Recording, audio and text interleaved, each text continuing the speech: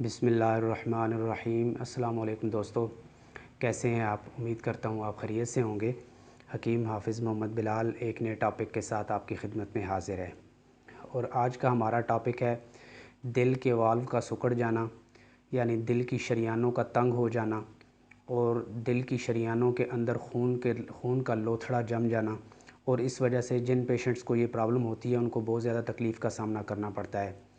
अक्सर जो पेशेंट होते हैं वो थोड़ा सा चलें तो उनका सांस फूलने लग जाता है, दिल की धड़कन बहुत ज़्यादा तेज़ होने लग जाती है और दिल के ऊपर बहुत ज़्यादा घबराहट फ़ील होती है।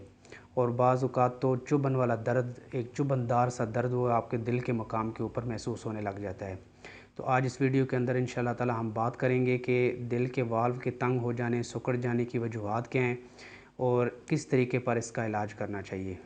सबसे पहले तो ये बात समझनी चाहिए कि ऐसे लोग जिनका मिज़ाज कुदरती तौर पर सर्द खुश्क मिज़ाज होता है, या इस तरह के जो पेशेंट होते हैं वो बहुत ज़्यादा इस तरह की चीज़ें इस्तेमाल करते हैं जिनका मिज़ाज सर्द और खुश्क होता है। मिसाल के तौर पर कोल्ड ड्रिंक्स का बहुत ज़्यादा इस्तेमाल करना, ठंडे यख़ पानी का बहुत ज़्यादा इस्तेमाल करना, सिगरेट नोशी करना, शराब नोशी करना, या बैंगन या अचार या इस तरह की खट्टी चीज़ें ज़्यादा इस्तेमाल करने से भी जो इंसान के जिस्म के अंदर सर्दी और खुश्की जब बढ़ जाती है, और जब इंसान के जिस्म के अंदर सर्दी और खुश्की बढ़ जाती है तो उस सूरत के अंदर हमारी जो दिल की शरियानें होती हैं वो भी सर्दी और खुश्की की वजह से सिकुड़ जाती हैं। उनके अंदर जो है ना वो श्रिंक हो जाती हैं, उनके अंदर बैड कोलेस्ट्रॉल जमा होना शुरू हो जाता है। और जो दिल की शरियान होती है जब उसके अंदर बैड कोलेस्ट्रॉल जमा होना शुरू होता है तो वो उसकी दीवारें सख्त हो जाती हैं, उनके अंदर जो एक लचक होती है वो ख़त्म होना आहिस्ता आहिस्ता शुरू हो जाती है। इसकी मिसाल आप इसी तरह ही समझ लें कि अगर लोहे के पाइप जो होते हैं पानी वाले, वो काफ़ी अर्सा जब हम इस्तेमाल करते रहते हैं तो उनके अंदर आहिस्ता आहिस्ता ज़ंग इकट्ठा होना शुरू हो जाता है। जब बहुत ज़्यादा ज़ंग इकट्ठा हो जाता है तो पाइप अंदरूनी तौर पर बंद होना शुरू हो जाते हैं, जिसकी वजह से हमारे जो घर में पानी का प्रेशर होता है टूटियों के अंदर वो भी कम हो जाता है। सेम यही तरीका इंसान के जिस्म के अंदर है। जब जिस्म के अंदर हमारी शरियानों के अंदर बैड कोलेस्ट्रॉल जमा होना शुरू हो जाता है तो शरियानें अंदरूनी तौर पर उस कोलेस्ट्रॉल के जमने की वजह से वो तंग हो जाती हैं। और चूँकि इंसान के जिस्म के अंदर सर्दी और खुश्की भी बढ़ी हुई होती है, इसलिए इस तरह का जो पेशेंट होता है उसके खून के अंदर भी बहुत ज़्यादा गाढ़ापन पैदा हो चुका होता है। एक शरियानें तंग होगी, ऊपर से खून भी गाढ़ा है, तो जब ये गाढ़ा खून उन तंग शरियानों के अंदर से गुज़रने की कोशिश करता है तो उस सूरत के अंदर जो है वो इंसान को तकलीफ़ भी होती है। और बाज़ पेशेंट ऐसे होते हैं कि जिनका ब्लड प्रेशर बहुत ज़्यादा हाई रहने लग जाता है। अब जब इस पेशेंट को ये तकलीफ़ होती है, वो किसी डॉक्टर को जाकर दिखाता है तो उसके मुख्तलिफ़ किस्म के टेस्ट किए जाते हैं और टेस्ट करने के बाद उसको बताया जाता है कि भाई आपके तो दिल के वाल्व सिकुड़ गए हैं और वो तंग हो गए हैं, या उनके अंदर खून का लोथड़ा वो खून का लोथड़ा इकट्ठा हो गया है, जिसकी वजह से ब्लड सर्कुलेशन सही तरीके से नहीं हो रही, इसलिए आपको ये तकलीफ़ है। तो डॉक्टर हज़रात जो होते हैं वो अक्सर मरीज़ को खून पतला करने वाली टैबलेट इस्तेमाल करने का मशवरा देते हैं। खून पतला करने वाली टैबलेट लोप्रिन और एस्प्रिन टैबलेट होती हैं, जिसकी वजह से खून इंसान का पतला रहता है तो वो बंदा कुछ बेहतरी महसूस करता है। लेकिन यहाँ ये मैं आपको बात बताना ज़रूरी समझता हूँ कि खून के पतला करने के भी दो तरीके हैं। एक तरीका तो ये है कि खून के अंदर पानी का जो है तो वो इस्तेमाल बढ़ा दिया जाए। खून के अंदर पानी बहुत बहुत ज़्यादा जब इकट्ठा हो जाए तो खून भी पतला होना शुरू हो जाता है। लेकिन दूसरा तरीका ये है कि खून के अंदर हरारत और रतूबत को बढ़ाया जाए, जिसकी वजह से खून पतला हो। पहले तरीके के अंदर जो लोप्रिन और एस्प्रिन लोग इस्तेमाल करते हैं उस तरीके पर भी खून पतला होता है, लेकिन इस तरह के जो पेशेंट होते हैं उनका अक्सर खून पतला होने के साथ साथ जिस्म के अंदर बहुत ज़्यादा कमज़ोरी आना शुरू हो जाती है। इस तरह का पेशेंट कोई भी सख्त काम नहीं कर सकता। अगर सख्त काम करने की कोशिश करता है तो उसका सांस फूल जाता है और बहुत ज़्यादा उसको तकलीफ़ का सामना करना पड़ता है। जबकि दूसरा तरीका सेफ़ भी है, और उस तरीके पर अगर खून पतला हो जाए तो उसके साथ साथ जो शरियानें हैं उनके अंदर लचक भी दोबारा आनी शुरू हो जाती है। उनके अंदर से जो बैड कोलेस्ट्रॉल वगैरह होता है वो भी इंशाल्लाह आहिस्ता आहिस्ता घुल के वो ख़त्म होना शुरू हो जाता है और इंसान सुख का सांस लेता है।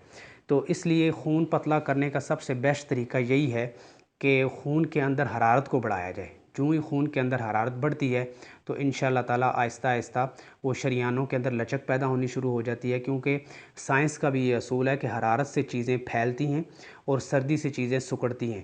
تو جسم کے اندر جب حرارت کا ہم قائم کرتے ہیں، ایسی غذائیں ایسی دوائیں استعمال کرتے ہیں جو ہمارے جسم کے اندر حرارت کو بڑھا دیتی ہیں، تو آہستہ آہستہ وہ جو بیڈ کولیسٹرول ہوتا ہے وہ بھی ختم ہونا شروع ہو جاتا ہے، اور جسم کے اندر جو صحت مند کولیسٹرول ہوتا ہے وہ پیدا ہونا شروع ہو جاتا ہے۔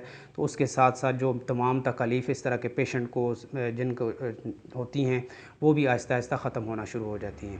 تو اس آج کا جو نسخہ ہے وہ بھی میں جو آپ کو بتانے لگا ہوں وہ بھی انشاءاللہ تعالیٰ جسم کے اندر حرارت اور رطوبت کو بڑھا دیتا ہے، اور کچھ ہی دنوں کے اندر اگر یہ نسخہ مسلسل استعمال کیا جائے، پرہیز کے ساتھ استعمال کیا جائے، غذائی پرہیز میں ابھی آپ کو بتا دیتا ہوں، اس غذائی پرہیز کے ساتھ اگر اس نسخے کو استعمال کیا جائے تو اگر دل کے والو تنگ ہو گئے ہیں، سکڑ گئے ہیں، ڈاکٹرز نے آپ کو سٹنٹ ڈلوانے کا مشورہ بھی دیا ہے، تو تب بھی آپ اس سے جان چھڑا سکتے ہیں۔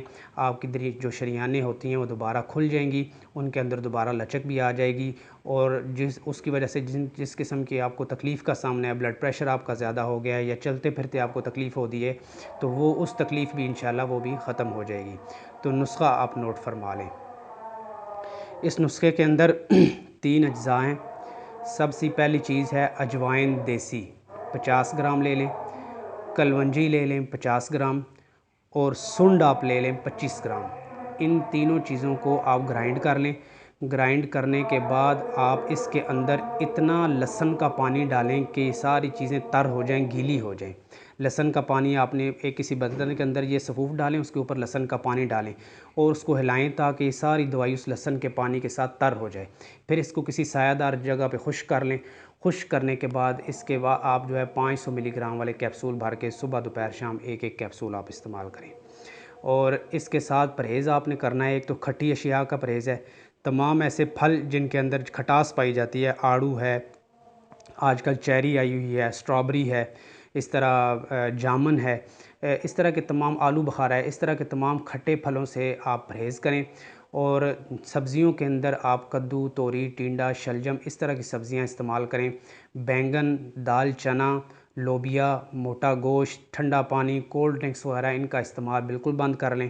کھانے کے اندر جو آپ سالن گھر میں بناتے ہیں اس کے اندر آپ آلیو آئل استعمال کریں، اور آلیو آئل استعمال کرنے کے ساتھ سرخ مرچ کی بجائے آپ کالی مرچ اس ہنڈیا کے اندر استعمال کریں۔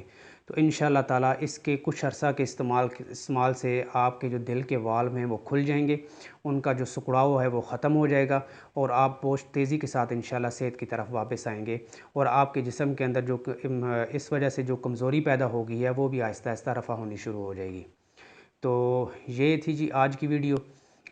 اگر آپ کو اچھی لگی ہے تو ضرور اس کو فرینڈز اینڈ فیملی ممبرز کے ساتھ شیئر کریں، ہمارے چینل کو بھی سبسکرائب کریں، اور بیل آئیکن کو ضرور کلک کر دیا کریں تاکہ جو نئی آنے والی ویڈیو ہے وہ بھی آپ تک اس کا نوٹیفیکیشن پہنچ سکے۔ مجھے دیجیے اجازت، انشاءاللہ نیکسٹ ویڈیو میں نئے ٹاپک کے ساتھ پھر آپ کی خدمت میں حاضر ہوں گا۔ تب تک کے لیے اللہ حافظ۔